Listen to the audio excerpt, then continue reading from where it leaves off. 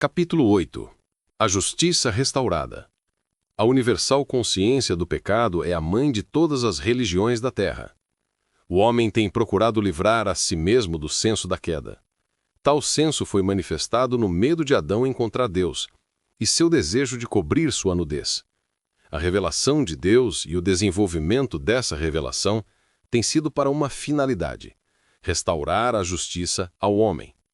O significado de justiça, neste senso, é a capacidade de ficar na presença de Deus sem o senso de pecado, culpa ou inferioridade. Isso também inclui a legal relação de um filho e a comunhão com Deus Pai.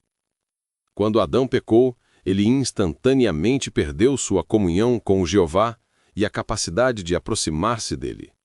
Essa consciência do pecado tem roubado do homem a sua fé e o enchido de um senso de indignidade que domina a consciência humana hoje. Agora o problema é este: Deus providenciou uma redenção que levará tal consciência do pecado e permite ao homem vir à sua presença e ficar lá como Jesus fez. Se Deus pode fazer isso, então a fé é restaurada, pois o grande inimigo da fé é o senso de indignidade. A teologia tem falhado ao interpretar o plano da redenção de tal maneira como remover esta consciência do pecado das mentes destes que aceitam a Cristo. De fato, muitos ministros que estão classificados entre os ortodoxos continuadamente pregam o pecado ao invés da justiça e mantêm suas congregações sob condenação mais do que os conduzem para a liberdade onde a fé pode funcionar. Eu tenho visto que as bases da fé real é deixar o cristão saber que a justiça foi restaurada a ele. Em Jó 33.26 está uma profecia que é muito chamativa. Ela é uma figura do novo nascimento. Eu posso somente lhe dar um versículo. Ele ora a Deus e ele lhe é favorável. Então ele vê a sua face com alegria e restaura ao homem a sua justiça. Há 3 fatos aqui. O primeiro: o homem ora e Deus escuta a sua oração. Segundo, ele vê a sua face com alegria, comunhão restaurada. Terceiro, ele restaura ao homem a sua justiça. Nestas afirmações temos o resultado de uma completa redenção. Em outro capítulo, eu irei mostrar a você os diferentes tipos de justiça que são concebidos ao homem através dos tempos, até que Deus em Cristo restaurou perfeitamente. Deus nos deu a justiça. O livro de Romanos é uma história de como Deus restaurou a justiça a nós nos fundamentos da fé em Jesus Cristo. É o grande drama da humanidade. Em Romanos 1:16-17, Paulo declara: "Pois não me envergonho do evangelho de Cristo, pois é o poder de Deus para a salvação de todo que crê. Ao judeu primeiro, e também o grego, pois nele, no evangelho, é revelada uma justiça de Deus de fé em fé, como está escrito, mas o justo viverá pela fé." Esta justiça que é revelada é a justiça que o crente recebe em Cristo. Nos primeiros 3 capítulos, acima do 18º versículo do 3º capítulo, tem Deus mostrando como o judeu e o gentil, ambos, explicitamente têm falhado em alcançar uma justiça que os daria uma posição perante Deus. Ele conclui o argumento em Romanos 3:9-18 com 14 acusações na grande acusação contra o homem. Na primeira acusação ele diz: "Não há justo, nenhum sequer. Nenhum homem tem uma posição diante de Deus fora de Cristo." Estas 14 acusações são contra o homem não regenerado, não cristão. Nos versículos 19 e 20, ele faz um resumo do caso. Ele mostra que o gentio sem lei falhou e que o judeu sob a lei tem falhado em alcançar fé perante Deus. Então, em Romanos 3:21-26, temos uma afirmação de Deus de como esta justiça foi restaurada ao homem sobre fundamentos legais. Mas agora, fora da lei, uma justiça de Deus tem se manifestado, sendo testemunhada pela lei e os profetas. Outra tradução diz: uma justiça veio à luz. Você observou a expressão fora da lei? Independente da lei, a justiça de Deus tem sido manifesta, sendo testemunhada pela lei, e a lei testemunha sua validade, tão quanto como os profetas. Ele diz a justiça, não uma justiça, mas a justiça de Deus através da fé em Cristo Jesus a todos que creem, pois não há distinção. Pois todos pecaram e carecem da glória de Deus, sendo justificados gratuitamente por sua graça, através da redenção que está em Cristo Jesus. Romanos 3:26, tendo em vista, eu digo, de sua justiça no presente tempo, para que pudesse ele mesmo ser justo e a justiça daqueles que têm fé em Jesus Cristo. Deus não tem medo de se tornar a justiça do homem que tem fé em Jesus, porque ele planejou esta redenção. É fé no seu próprio Filho e no que o Filho fez pelo homem. Deus não tem vergonha de se tornar a justiça da nova criação. Se há algo que devia nos libertar e nos levantar sobre este velho mestre, consciência do pecado, é este fato. Em 1 Coríntios 1:30, Jesus é declarado a nossa justiça. Mas dele sois vós em Cristo Jesus, que nos fez sabedoria de Deus, e justiça e santificação e redenção. Aqui Deus declara que é a nossa justiça. E em 2 Coríntios 5:21, pelo novo nascimento, ele nos faz sua justiça em Cristo. Nenhum homem que recebeu a vida eterna e deu a seu espírito uma oportunidade de desenvolvê-lo por alimentar-se da palavra, pode desafiar sua posição com o Pai. Nunca mais ele se atreverá a ensinar o pecado do moderno púlpito e olhar a si mesmo como um fracasso e escravo do pecado. Ele é um Senhor. Ele tem tanto direito perante o trono da graça quanto Jesus tem. Ele tem tanto direito da presença do Pai quanto o Pai tem direito de sentar no seu próprio trono. Por quê? Porque o Pai planejou a redenção e fez a redenção através do seu Filho e pôs o seu selo sobre esta obra redentora por fazer o crente em Jesus Cristo justiça com sua própria justiça. Capítulo 9. A redescoberta das epístolas de Paulo. Há uma novidade que interessa nas epístolas. As epístolas de Paulo são uma revelação dos dois lados da descoberta da redenção, o legal e o vital lado deste plano poderoso. A recuperação da justiça. É uma recuperação legal. A definição de justiça, como a vista na revelação de Paulo, é a capacidade de ficar na presença de Deus sem o senso de culpa ou inferioridade. O maior tema dessas epístolas é a nova justiça em contraste à velha justiça sob a lei. Uma é pela graça, a outra por obras. Uma era uma justiça limitada, a outra uma justiça ilimitada. Uma deu ao homem a posição de servo, a outra a posição de filho. Este novo tipo de justiça foi um mistério mantido escondido nas eras. Foi revelado por Deus através de Paulo. É a revelação do novo tipo de comunhão baseada sob fundamentos legais. O homem perdeu sua comunhão no jardim. Ela não havia sido restaurada a ele. A comunhão é o último dos sonhos de Deus para o homem. 1 Coríntios 1:9. Deus é fiel, através do qual fomos chamados para a comunhão do seu Filho Jesus Cristo, nosso Senhor. Nossa comunhão é com o Pai e com o Filho. O novo tipo de amor. É a revelação do novo tipo de amor. O natural amor humano tem falhado. É a tragédia da raça humana. O amor é a melhor coisa que o homem natural tem, mas ele se volta para a inveja, a amargura e algumas vezes o homicídio. Este novo tipo de amor nunca é egoísta, nunca busca seu próprio interesse. Ele vem do coração de Deus Pai, que é amor. Este novo tipo de amor é a maior coisa já vinda ao homem. É a solução para o problema humano. Não é só a revelação destas poderosas coisas, mas é também uma revelação do novo tipo de vida. Jesus disse: "Eu vim para que possais ter vida." A nova criação está recebendo a natureza e a vida de Deus.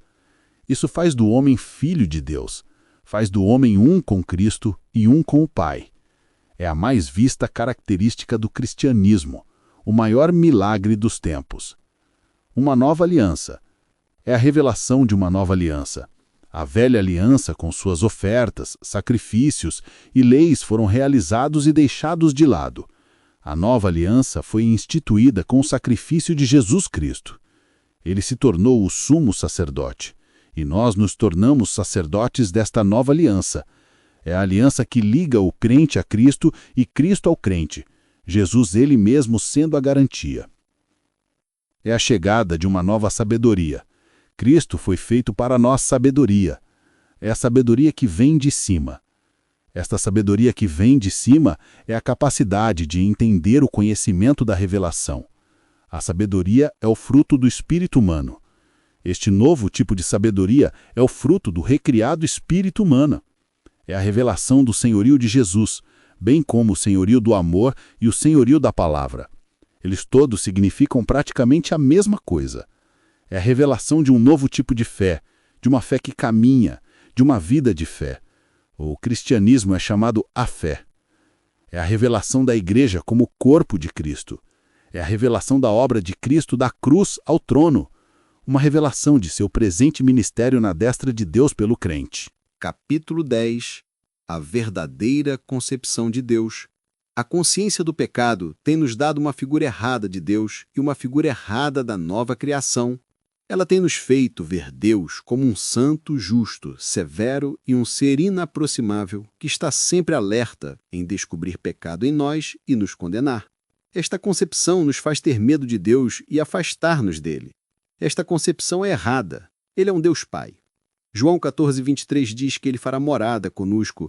Se alguém me ama, guardará minhas palavras, e meu Pai o amará, e nós viremos a ele e faremos nele morada.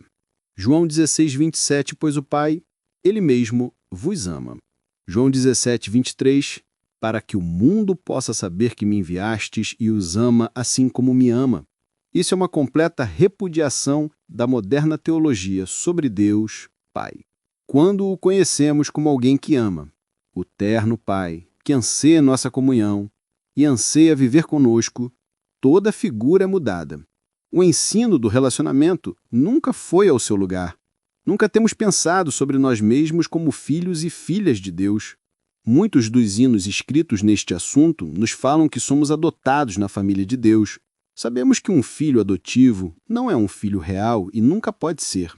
O Filho de Deus não é somente recriado e nascido do Espírito de Deus, mas é também legalmente adotado.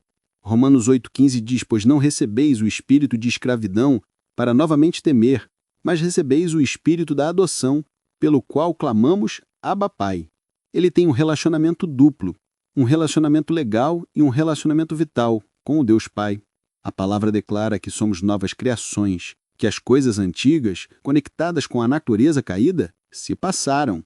As coisas antigas da dúvida, do medo e da escravidão à doença e necessidade passaram. O fato da nova criação nunca foi trazido à tona. Romanos 6, de 5 a 11 diz, pois se nos tornamos unidos com Ele, na semelhança de sua morte, seremos também na semelhança, ou unidade, de sua ressurreição, sabendo isto que o nosso velho homem foi crucificado com Ele, para que o corpo do pecado pudesse ser destruído, para que não mais estivéssemos na escravidão do pecado, pois o que morreu é justificado do pecado. Mas se morremos com Cristo, cremos que também viveremos com Ele, sabendo que Cristo, sendo ressurreto da morte, não morre mais. A morte não tem mais domínio sobre Ele, pois a morte que Ele morreu, morreu Ele para o pecado uma vez, mas a vida que Ele vive para Deus. Também vós considerai-vos mortos para o pecado, mas vivos para Deus em Cristo Jesus. A nova criação está completa em Cristo, perfeitamente tratada, perfeitamente amada. Na presença de tais grandes passagens como 2 Coríntios 5:21, nós deveríamos repudiar todo pensamento de fraqueza e consciência de pecado, levantar-nos ao nível de nosso lugar em Cristo e declarar nossa liberdade. Aquele que não conheceu o pecado foi feito pecado para ser pecado por nosso favor, para que pudéssemos nos tornar a justiça de Deus nele. Temos nos tornado a justiça de Deus, mas temos vivido como escravos quando deveríamos reinar como reis. Cedemos sem lutar quando ouvimos o adversário rugir sobre nossa indignidade de ficar na presença de Deus. Toda vez que confessamos nossa fraqueza, repudiamos a obra consumada de Cristo e depreciamos nossa posição e presença em Cristo. Filipenses 4,13 diz, posso todas as coisas, naquele que me fortalece. A mente deveria estar plenamente satisfeita com a evidência da nova criação, uma redenção do domínio de Satanás e a emancipação dos pecados. Isso só pode vir a nós através da palavra. O problema do pecado para de ser um problema no momento que nós sabemos o que somos em Cristo. A fé só é um problema para aqueles que são ignorantes de seus direitos e privilégios e seus lugares em Cristo. Hebreus 1, 3 e 4 nos fala que quando Cristo fez a grande substituição, ele se sentou à direita da majestade nas alturas, sendo o resplendor de sua glória e a expressão exata do seu ser, e sustentando todas as coisas pela palavra do seu poder, depois de ter feito a purificação de pecados, assentou-se à direita da majestade nas alturas, tendo se tornado tão superior aos anjos, como herdou o nome mais excelente que o deles. Ele não poderia ser aceito pelo Pai e ter dado o selo à direita do Pai, a menos que se tornasse possível a nova criação, uma perfeita comunhão e uma perfeita posição com o Pai, para todos que creem nele. Hebreus 9, 11 e 12 nos fala que Cristo levou seu sangue para o lugar celestial do Santo dos Santos e fez uma redenção eterna. Mas Cristo, sendo um sumo sacerdote dos bens já realizados, mediante o maior e mais perfeito tabernáculo não feito por mãos, quer dizer, não desta criação, não por meio do sangue de bodes e bezerros, mas com o seu próprio sangue entrou no Santo dos Santos, uma vez por todas, tendo obtido eterna redenção. Se isso foi feito, então nossa redenção é uma coisa completa e terminada. Deus declara que o domínio de Satanás sobre nós está acabado. Hebreus 9, 24, 26 nos fala que ele está na presença do Pai em nosso favor, após aniquilar o pecado com seu próprio sacrifício. Hebreus 7, 25, por isso também pode salvar totalmente os que por ele se chegam a Deus, vivendo sempre para interceder por eles. A palavra salvar também significa curar. Em sua mente não existem não curáveis. Ele põe o ponto alto em tudo por declarar que ele fez um sacrifício para os pecados para sempre, pelo que o homem que o aceita como Salvador se torna um filho de Deus. Como seu filho, o homem se torna a justiça de Deus em Cristo. Agora podemos nos aproximar do Pai em qualquer tempo ou qualquer lugar, com a tranquila certeza de que temos uma audiência. A fé cessou de ser um problema. O pecado cessou de ser um problema. A justiça cessou de ser um problema. A filiação cessou de ser um problema. Nós agora somos em Cristo novas criações, filhos de Deus. 1 João 3,2, amados, nós agora somos filhos de Deus. Não somos filhos problemáticos. Somos filhos dotados de sua capacidade, filhos amados do Pai. Capítulo 11. Comunhão através da justiça. 1 Coríntios 1:9. Fiel é Deus, pelo qual foste chamados à comunhão de seu Filho Jesus Cristo, nosso Salvador. Você acha que o Pai nos chamaria para ter comunhão com seu Filho se nós não fôssemos justos? Você acha que João escreveria 1 João 1:1-4, sob direção do Espírito Santo, se nós não fôssemos justos? O que era desde o princípio, que significa encarnação. O que temos ouvido, o que temos visto com nossos olhos, o que temos contemplado e nossas mãos apalparam com respeito ao Verbo da vida. E a vida se manifestou, e nós a temos visto, e dela damos testemunho e vô-la anunciamos, a vida eterna, a qual estava com o Pai, e foi manifesta a nós. Esta vida eterna era Jesus. Agora podemos entender o que isso significa. Aquele que tem o Filho tem a vida. Jesus é a vida eterna, que foi manifesta. Observe os 2 próximos versículos. O que temos visto e ouvido, declaramos a vós. Por quê? Para que vós também possais ter comunhão conosco. Sim, e nossa comunhão é com o Pai e com seu Filho Jesus Cristo. Não somos chamados somente para a comunhão com o Filho, mas também somos chamados para a comunhão com o Pai.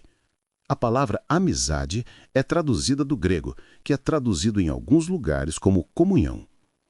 Comunhão e amizade são idênticas. Elas significam maravilhosa harmonia. Elas querem dizer que nossos espíritos e o Espírito Santo, através da palavra, estão em perfeito acordo. Agora estamos assumindo a posição de filhos. Estamos levando o fardo do Mestre em seu lugar. Estamos tendo comunhão com ele. Estamos sucedendo suas cargas. Nossa comunhão é múltipla. Temos comunhão com o Pai. Temos comunhão com o Filho. Temos comunhão com o Espírito Santo. Temos comunhão com a Palavra. E também temos comunhão uns com os outros. A mais vital e a única coisa que significa maior para nós é a comunhão com a Palavra. Temos esta revelação do coração do Pai para alimentar-nos. Mateus 4:4. O homem não viverá só de pão, mas de cada palavra que procede da boca de Deus. Diariamente, alimentando-nos e meditando na palavra, até que os homens e mulheres sintam a presença e o poder do invisível em nossas vidas. Encaramos os problemas da vida sem medo. Apocalipse 12:11. E eles o venceram pelo sangue do Cordeiro e por causa da palavra de seus testemunhos. A palavra aqui é Logos. é Jesus. Eles o venceram pela palavra que estava em seus lábios. Comunhão desfeita. Ele nos conta em 1 João 1,6: se dissermos que temos comunhão com ele e andarmos nas trevas, mentimos e não falamos a verdade. Mas se andamos na luz, como ele está na luz, temos comunhão um com o outro, e o sangue de seu Filho Jesus nos purifica de todo pecado. A coisa que faz da igreja o mais belo lugar no mundo não é o prédio, é o povo que está em comunhão uns com os outros e com o Senhor Jesus. No momento que pecamos contra nosso irmão, desfazemos a comunhão com ele. Quando desfazemos a comunhão com ele, entramos nas trevas e não há saída de tais trevas até que confessemos nossos pecados. 1 João 1,9. Se confessarmos nossos pecados, ele é fiel e justo para nos perdoar os pecados e nos purificar de toda a injustiça. Justiça ilimitada. Uma vez eu ensinei a entender a estimulação de por nossa justiça, nossa posição perante o Pai, e nossos direitos e privilégios em Cristo, na nova aliança. Encontrei isso na revelação de Paulo. Eu vi o que éramos na mente do Pai e na mente do Mestre. Eu vi nossas possibilidades ilimitadas na nova aliança e nossa relação com ele como filhos e filhas. Jesus foi a amostra do Filho. Ele disse: maiores obras do que estas farão, porque vou junto para o Pai. Então ele nos deu um direito legal de usar seu nome. E, finalmente, a grande comissão que ele define a capacidade de usar tal nome. Ele disse: em meu nome expelirão demônios. Quando ele declarou aquilo, ele nos disse o segredo que éramos para dominar sobre Satanás. Pois se podemos expelir um demônio, podemos expelir todos os demônios. Se temos domínio sobre o adversário, temos domínio sobre toda a sua obra. Você vê que a ilimitância desta justiça que nos permite ficar na presença do Pai sem o senso de culpa ou condenação e nos dá a capacidade de ficar na presença de Satanás sem o senso de inferioridade? Quando ele disse: toda autoridade me foi dada no céu e na terra, isto foi para a igreja, isto foi para esta dispensação. Tal autoridade não foi para Jesus, mas para nós. Seu nome nos libertou da condenação, libertou do domínio satânico por sua redenção e por sua criação. Nas bases do que ele nos chama para fazer as coisas que Jesus começou a fazer, libertou. Homens, desfez as cadeias de Satanás sobre homens e mulheres, curou os doentes, desfez o poder dos demônios nas comunidades e nações. Ele disse: toda autoridade me foi dada no céu e na terra. Ide e fazei discípulos de todas as nações, batizando-os em nome do Pai, do Filho e do Espírito Santo, ensinando a observar todas as coisas que vos mandei. Você observa que eles estavam na escola de Cristo e falavam da possibilidade de todos os nossos direitos e privilégios em Cristo, nossa completa redenção de Satanás e nosso domínio sobre ele. Então ele disse: e eis que estou convosco sempre, desde a consumação dos séculos. Eu comecei a entender a comissão. Ele disse: em meu nome expelirão demônios. E também: tudo o que perdirdes em meu nome, eu farei para que o Pai seja glorificado no Filho. Podemos ver muito claramente agora que devemos pegar o lugar de Jesus e agir dentro da autoridade que foi investida em seu nome. Esta autoridade nos pertence. Podemos ver outro fato. Quando Adão foi criado, Deus deu domínio sobre as obras de suas mãos. Mas Adão voltou às mãos de Satanás e se tornou um sujeito de Satanás. Em Cristo, este domínio é restaurado à igreja. É restaurado em nome de Jesus. Esta autoridade perdida foi conferida em Cristo. Quando ele disse: toda autoridade me foi dada no céu e na terra, ide e usai esta autoridade. Eu vos darei o direito legal de usar meu nome. Eu vos darei o poder de procurados. Ele nos convida a entrar na sala do trono, no trono da graça, e a fazer os nossos pedidos conhecidos.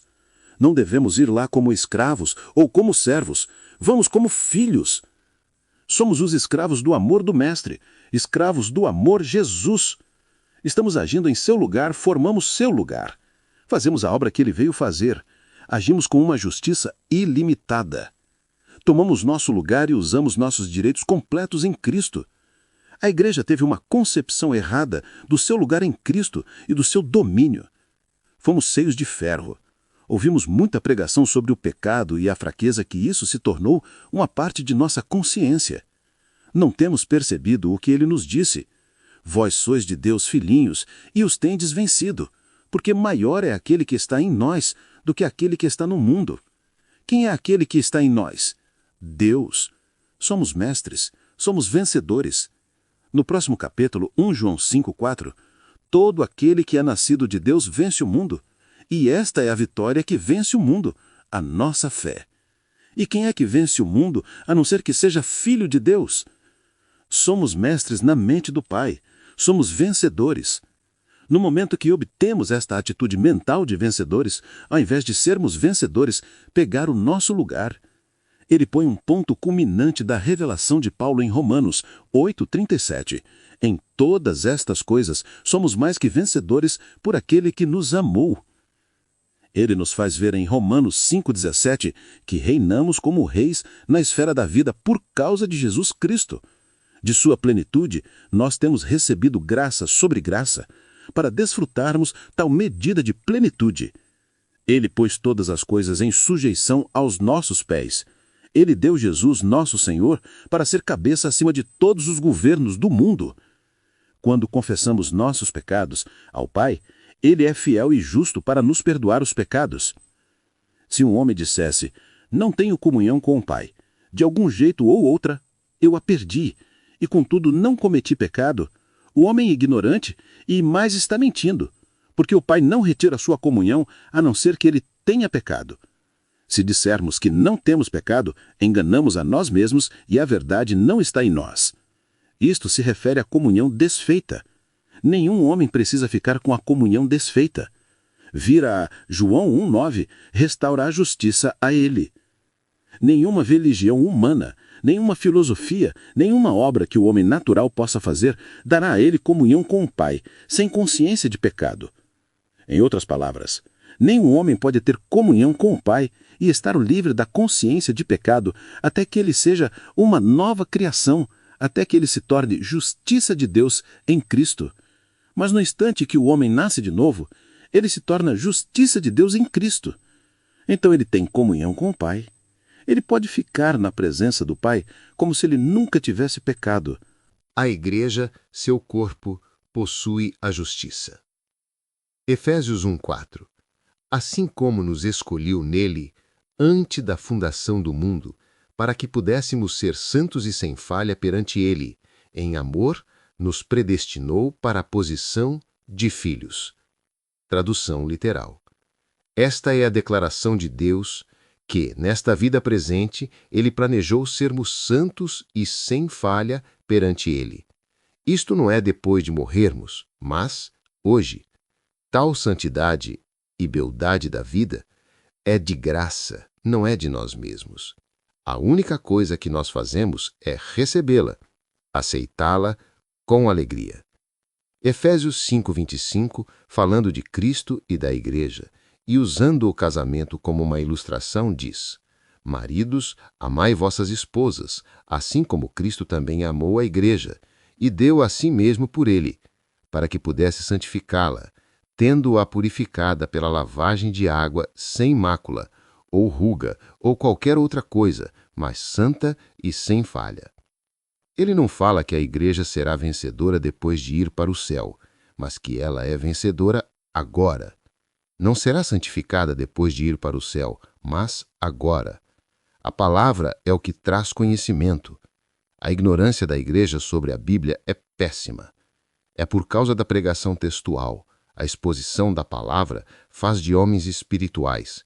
Ela os faz famintos da palavra tanto que eles estudam a palavra por conta própria. Esta Igreja, sem mácula ou ruga, é a Igreja que foi purificada pela palavra de Deus. Ela não é purificada pela oração, somente pela palavra. É o Espírito que usa a palavra para construir a vida de Cristo em nós.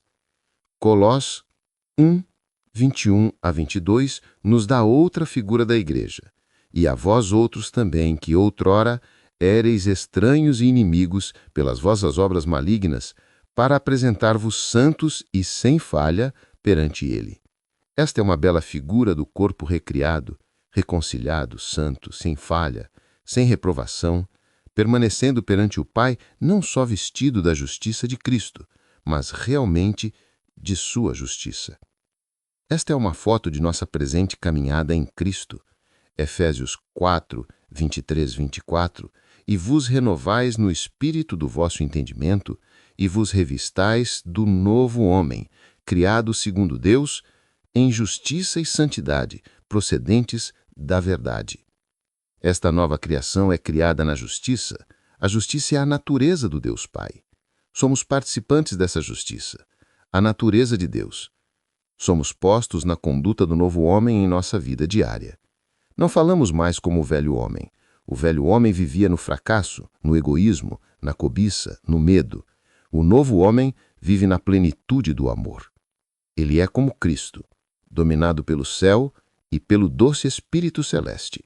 A velha criação e a nova estão tão separadas quanto Deus e Satanás.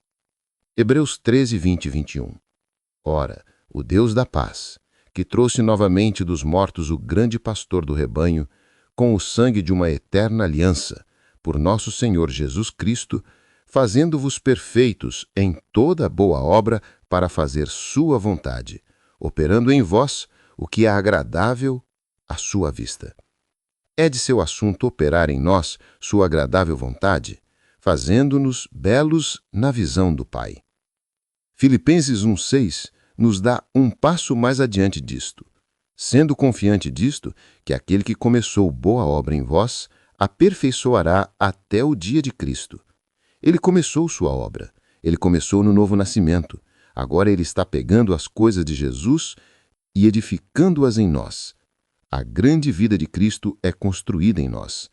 Isto é feito pela nossa vivência na palavra e pela palavra dominando diariamente nosso caminhar.